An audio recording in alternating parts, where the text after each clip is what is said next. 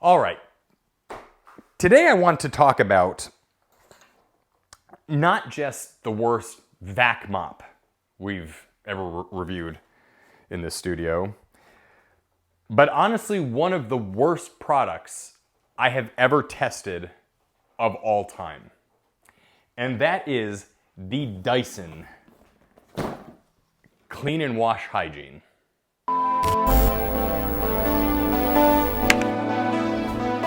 In a sea of competitors, this thing has absolutely zero redeeming qualities. It does not clean well. It leaks water. It's a pain to use. It's hard to maintain.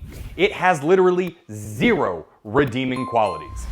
Today I'm going to get into the nitty-gritty of why this Dyson is so awful and why you absolutely, unequivocally should not buy one yourself. Let's first talk about its cleaning power, which is arguably its most glaring flaw, but not its worst one. And that is to say that it doesn't clean that well. See, these vac mops are never really that good at taking off really caked on sticky messes, and this is no exception. But most of the vac mops on the market do have some semblance of vacuuming built into them, whereas the Dyson just has a big brush roller that sort of sweeps things into, admittedly a very poorly designed, dirty water tank and debris catcher. Now normally this wouldn't be that big of a deal, however, its sweeping capabilities aren't even that good. You can take multiple passes over things like cereal or children's puffs or something like that, and it will leave crumbs behind with every single pass.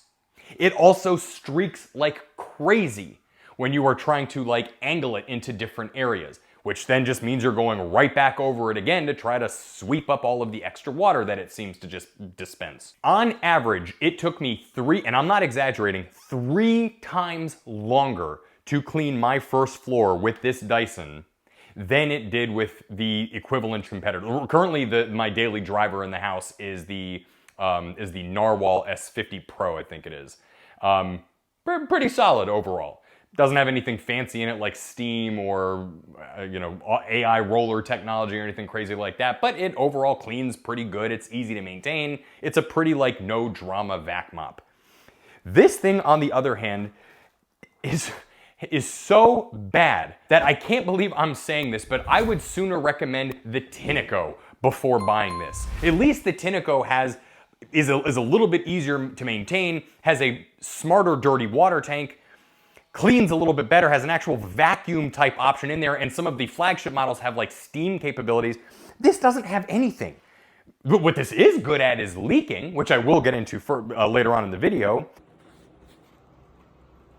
I mean, look at the mess it makes when you pick up the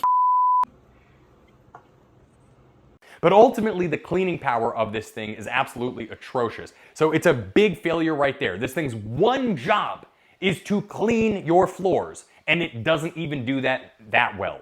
Another annoying thing about the Dyson is its self-cleaning capability. So most of these vac mops have a self-cleaning feature where the brush roller will spin really fast and kind of water itself up just to kind of get excess debris, dirty water, kind of squeezed out of it. This, not only does the self-cleaning cycle not remove debris from the roller, I'll get some B-roll of what it looks like, but it literally takes an hour. If not longer. I actually have some time codes that I'm gonna cut in here in a little bit to show how long this thing takes. But and this may be a minor pet peeve if you have this thing sort of stashed in a closet and you don't care. But this thing self-cleaning is pretty noisy, it's pretty annoying, and it goes on forever. Even the Narwal, which has a most of these vac mops now have a dry the brush roller feature. So in other words, after it's done with its self-cleaning cycle, it blows a bunch of hot air at the brush roller to try to keep it dry, thus maintaining things like odors, cleanliness, the smells, etc. This thing is doing it for a literal hour. It is just making noise after noise after noise. And when it is finished, not only is there debris still on the roller, but it is still wet. And I know that it's actually blowing hot air because I can feel the fans underneath the unit kicking up air. It's just really poorly designed. It's not like I have a lemon or something like that. It's just crap. So then after you are done taking forever to clean your floors, and it doing a piss poor job at that, then it takes forever to do its self-cleaning cycle, which then leads me into its worst and most offensive design flaw, and that is the maintenance and the leaking. I can honestly say that the dirty water tank on this Dyson was designed by psychopaths. Let's see if I can get this to stand up here.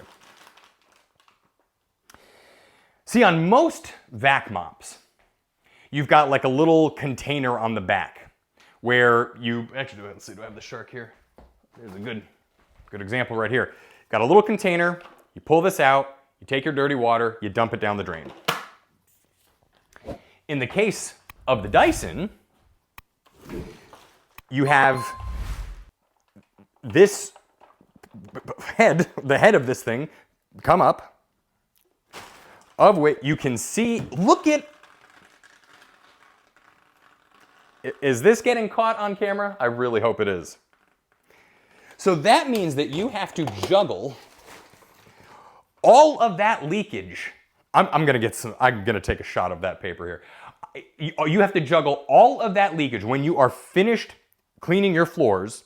Somehow or another, you have to take that thing out and bring it to your kitchen sink without all of that dirty water spilling all over your freshly cleaned floors. By the way, quick interjection in case it wasn't obvious in the take. That was not the dirty water part that was leaking, that was the debris part that was leaking. So for example, this is the dirty water tank, which is this cap is screwed onto. This part is still full of water. What was leaking was water that gets trapped into this debris area right here. I genuinely do not understand how that passed Dyson like engineering quality control. Like that is maybe one of the worst ups in design I have ever seen. So then once you're done dumping that out, you then have to run the vac mop one more time to clean your floors and then run it through a self-cleaning cycle, of which is then going to take another hour. And the fun doesn't stop there.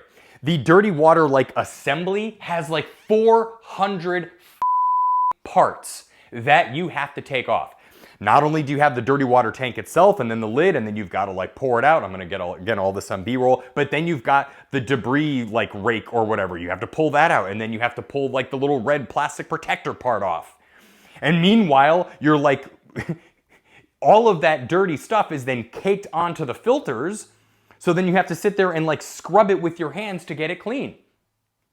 And then the kicker is that the brush roll is still not clean, even after the self-cleaning cycle. There will then be food and other crap caked into the little like, I guess, anti-tangle roller area. I don't know what it is. But this thing requires an excruciating amount of maintenance, especially for something that doesn't clean all that well. They called this thing the Dyson Clean and Wash Hygiene, but it is anything but hygienic. It is filthy, it is annoying, it leaves messes everywhere it goes. I have literally tested like we get companies sending us free stuff all the time, and we have these like no-name brands send us these like $100, $150 vac mops. They legitimately work better than this Dyson, which by the way is a $500 product. The Dyson G1, which we reviewed on this channel, was like, okay, it was mediocre, but it wasn't heinous.